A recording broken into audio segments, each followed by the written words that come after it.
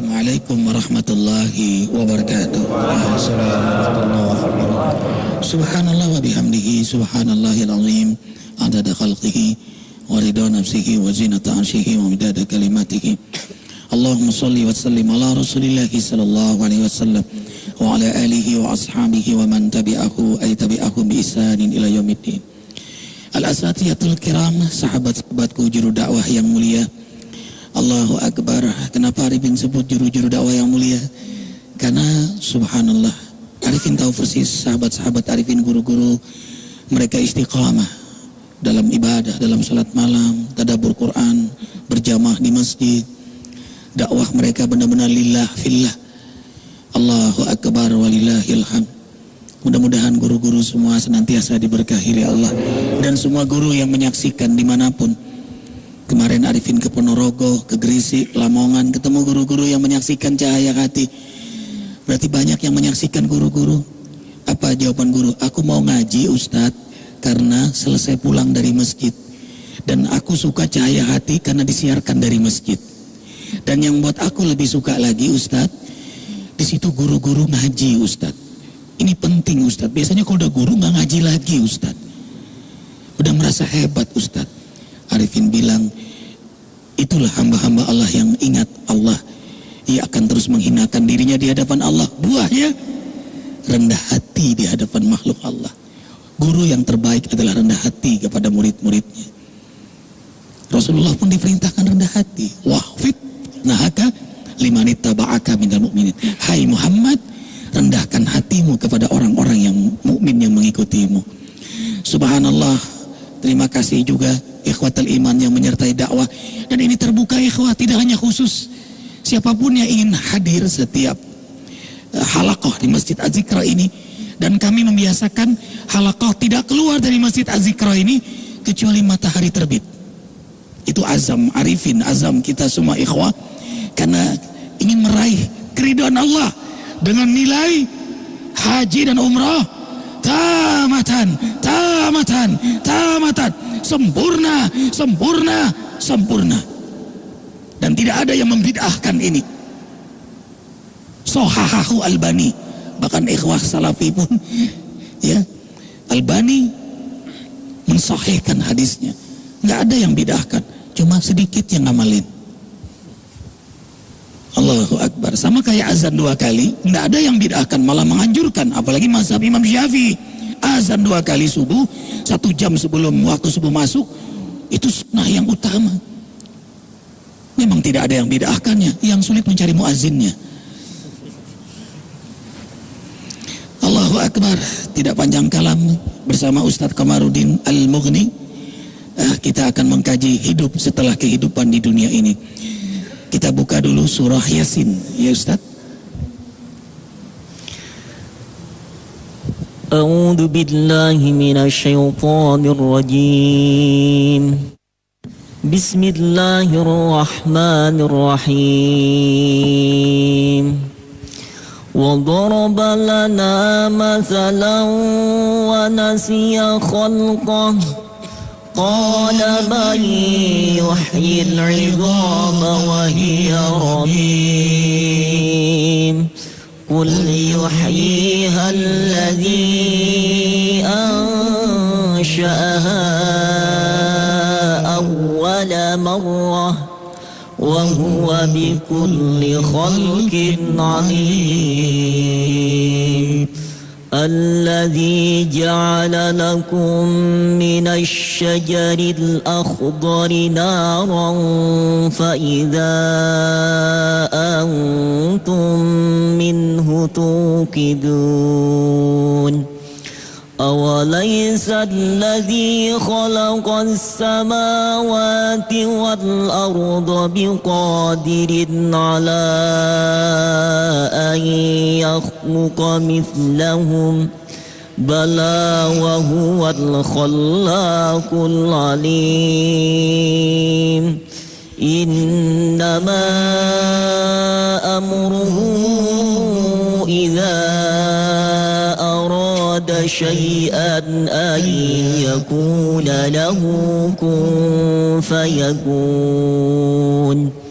فسبحان الذي بيده ملكوت كل شيء وإليه ترجعون صدق الله العظيم. Yang artinya, dan dia membuat perumpamaan bagi kami dan melupakan asal kejadiannya. Dia berkata, siapakah yang dapat menghidupkan tulang belulang yang telah hancur luluh? Katakanlah hai Muhammad, yang akan menghidupkannya ialah Allah Subhanahu wa ta'ala yang menciptakannya pertama kali, dan dia maha mengetahui tentang segala makhluk. Yaitu Allah yang menjadikan api untukmu dari kayu hijau, maka seketika itu kamu menyalakan api dari kayu itu. Dan bukankah Allah Subhanahu wa ta'ala yang menciptakan langit dan bumi, mampu menciptakan kembali yang serupa itu, jasad mereka yang sudah hancur itu? Benar, dan dia maha pencipta, maha mengetahui.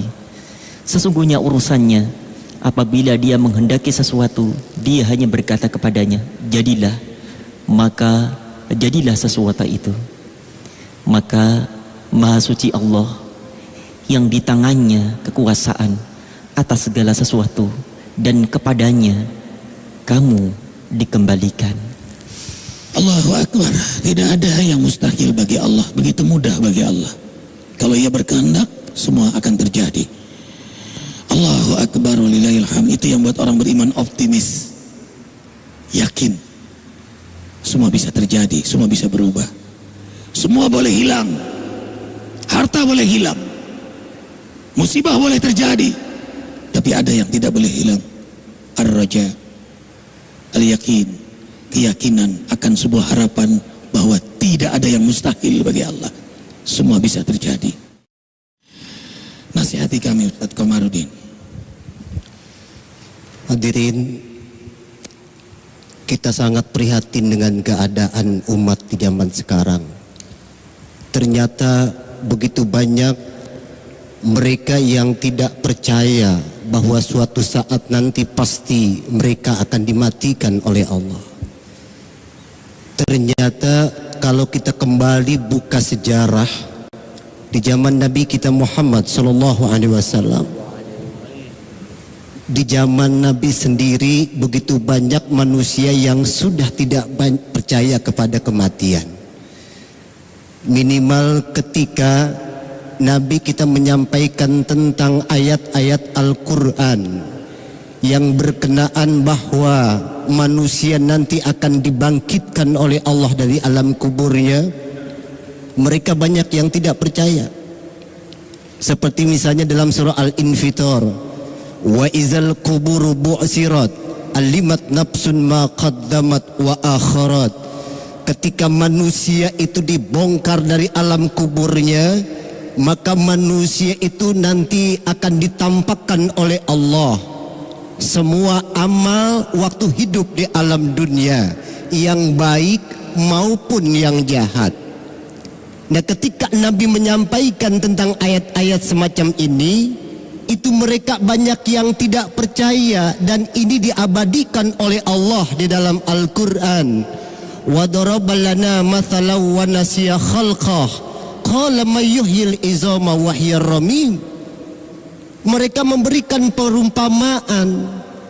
Makanya ketika Nabi menyampaikan tentang ayat ini, itu ada orang Yahudi yang bernama Al-As bin Wa'il. Dia mengambil cangkul kemudian mencari kuburan yang sangat lama sekali. Kuburan ini sudah sangat tua sekali. Kemudian dibongkar itu kuburannya, dikumpulkan tulang belulang yang sudah hancur luluh, kemudian dihadapkan kepada Nabi. Hai Muhammad, tadi kau menyampaikan bahwa manusia nanti akan dibangkitkan lagi oleh Tuhanmu.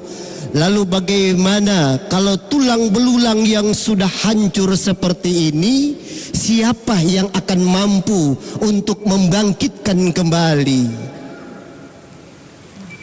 Maka Allah Subhanahu wa ta'ala menjawab peristiwa yang terjadi saat itu dengan firman-Nya, qul yuhyihalladzi ansa'aha awwala marrah wa huwa bikulli khalqin alim.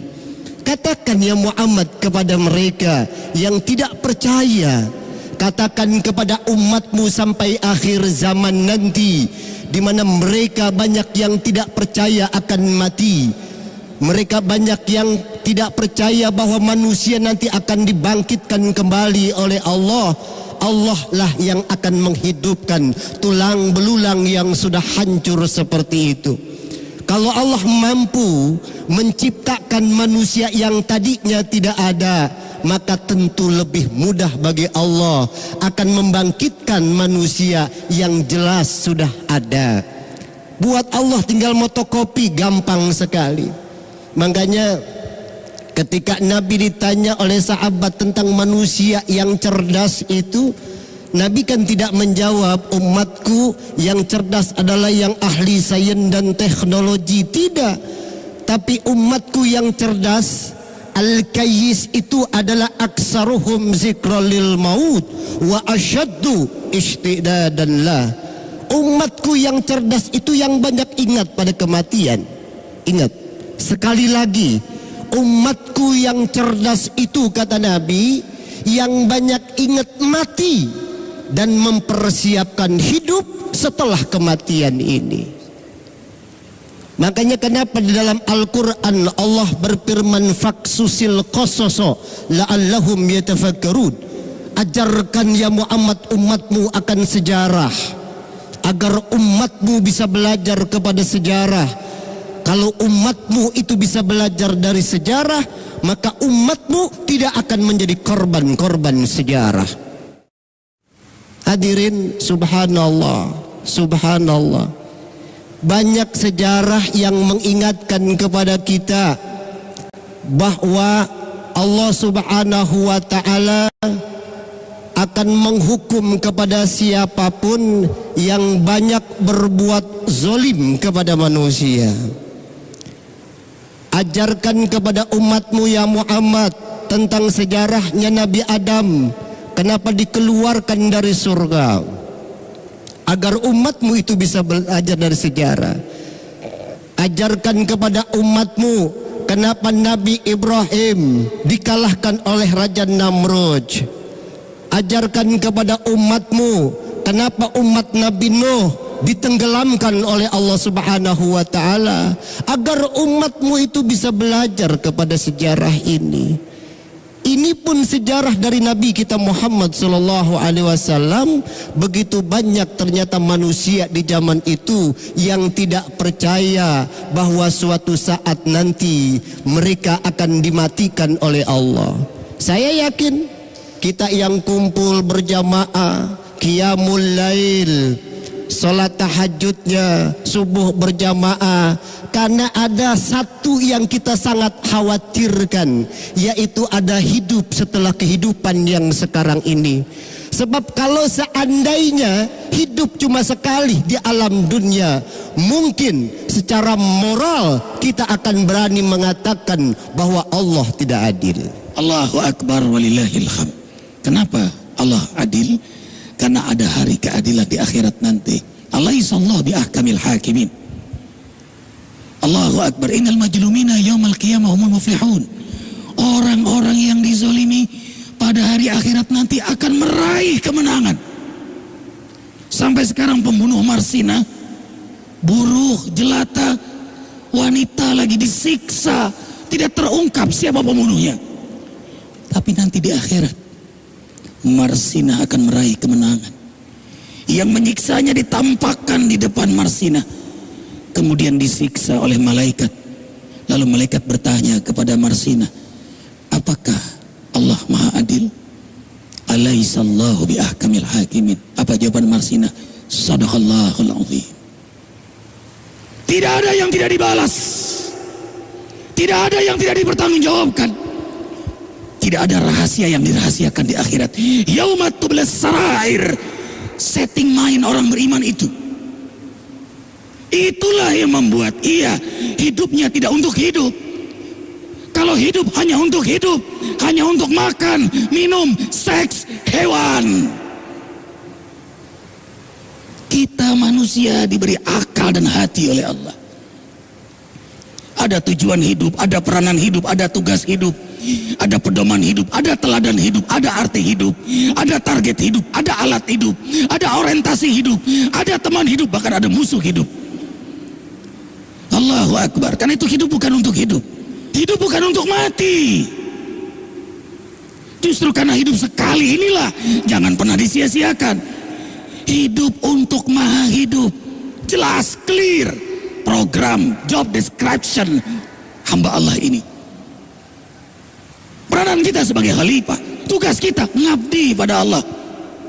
Ngapain kita sholat zuhur, asar, maghrib, isya, terus pontang-panting, puasa, Ramadan, haji? Ya memang tugas kita hidup ini untuk ngabdi kepada Allah. Karena hidup kita bukan di dunia ini tempat kita berlelah-lelah dalam ibadah, berlelah-lelah mencari rezeki yang halal. Ini tempatnya. Idan mata roha, kapan istirahatnya? Ba'din al-maut roha, nanti kalau sudah dipanggil oleh Allah. Jazakumullah Ustaz Komarudin. Terima kasih Ustaz Muslim Al-Hafidh yang hafal Al-Quran, yang mengajari Arifin terus. Terima kasih guru-guru. Jangan lupa ikhwah, zikir kita tanggal 27 Muharram 1 Desember kembali di Masjid Az-Zikra tercinta ini, atau hadiri halaqah setiap subuh bersama para asatidz. Arifin hanya MC, kita bersama, kita ngaji lagi. Terima kasih, jazakumullah kepada hamba-hamba Allah yang ikhlas beramal jariah untuk pembangunan pondok pesantren. Kami semua mendoakan keberkahan Allah, diterima amal ibadah, amin ya Allah, dan menjadi lentera di alam kubur, cahaya di akhirat nanti bagi mereka yang beramal jariah. Maafkan Arifin banyak bicara, banyak salah. Subhanakallah bihamdika, asyhadu an la ilaha illa anta, astaghfiruka wa atubu ilaik. Wabillahi taufiq wal hidayah. Wassalamualaikum warahmatullahi wabarakatuh. Subhan